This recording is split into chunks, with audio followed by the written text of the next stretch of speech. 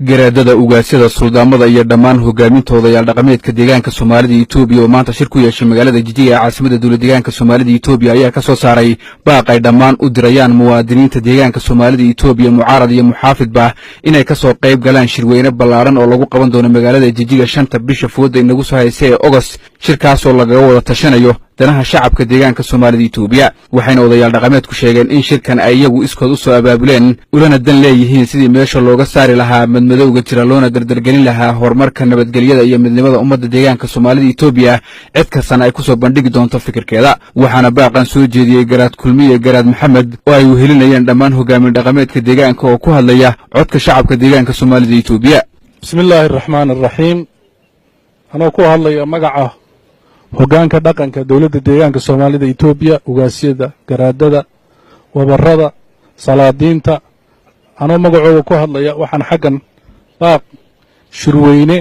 wada tashiga iyo midaynta dawladda deegaanka Soomaalida Itoobiya aan ugu baaqaynaa dhammaan aqoon-yahanka waxgaradka siyaasiyiinta ururada magac walbay sitaan shakhsiyaadka tabashada leh dhammaantiin waxaan idinku baaqaynaa in gogosha nabadeed aan ku baaqnay maanta bishu waa 22 July 5 bisha August shirka dhacaya inaad ka soo qayb gashaan si aynu uga xaajoono xaaladda deegaankeena iyo tadalka isbedelada ka bilowday sidii aan ula jaan qaadi lahayn nin walba oo talahaya oo deegaankan u dhashay anoo magacaygu yahay garaad kulmiye garaad maxamed kuna hadlaya odayaasha magacooga waxaan ugu baaqaynaa inay dadka iyagii yimaadaan taladooda ku darsadaan waxaan haynana ay arkaan wixii lagu daray inaan isla aragno dhammaan marka waxaan leenahay inaad shir timaadaan ood sheegtaan iyadoo oon cidna la qasbayn nin walba fikir ku wado aan waxba dhibaato ugu gaareen ballan qaadaynana nabadgelyadooda iyo nin walba fikir ku wata inuu ka soo jeediyo ayaa waxaan u ballan qaadaynaa inay yimaadaan maalinkaas oo ay u dhaga fududaadaan maanta u baahan yahay deegaankooga in laga taliyo maanta loo baahan yahay in aan ka wada hadallo geedi socodkeenna xaggaan u soconno waad ogtihiin oo isbeddelka Itoobiya ka yimiday deegaan walba tashi buu ku jiraa uu wada tashanayaa si loo adkayn lahaa midnimada Itoobiya si loo adkayn lahaa xuquuq ummad waliba xuquuqday leedahay ay isku mid ka yeelan lahayd macaarid iyo maxaafidba gacanta la iswada haystaa anaguna waxaan rabnaa haddaan nahay odayaashii deegaanka in dadka iyagu uu gacanta isqabsado maanta xilligii aynu ka wada hadlaynay waxa weeye midnimo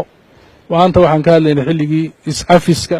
maanta waxaan ka wada hadlaynaa sidii loo jaan qaadi lahayn dimuqraadiyadda iyo waddanka isbeddelka ka socda marka dhammaantiin waxaan idinku baaqaynaa inaad noogu timaadaan shirkaas ood ka soo qayb gashaan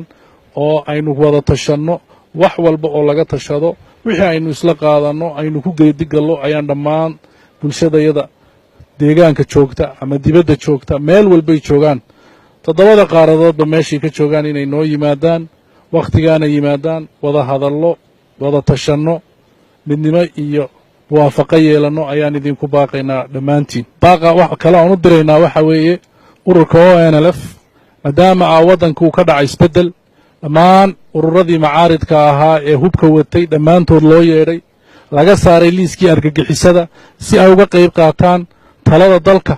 iyo ta deegaankoogaba iyagoo midnimada Soomaaliyeed si loo adkeeyo waxaan walaalahayo ugu baaqaynaa anoo ku hadlaya magaca odayaasha in ay iyaguna ka soo qayb galaan sida ummadaha kale ay macaaridkoogii u soo xaroonayaan iyaguna ay u soo xaroodaan talada dalka iyo ta dadka ta deegaankaba lagama leh in ay walaalnimo iyo xoog nagu soo kordhiyaan inay walaalnimo iyo aqli nagu soo kordhiyaan iyo midnimo Soomaaliyeed ayaan iyagana xaggan uga baaqaynaa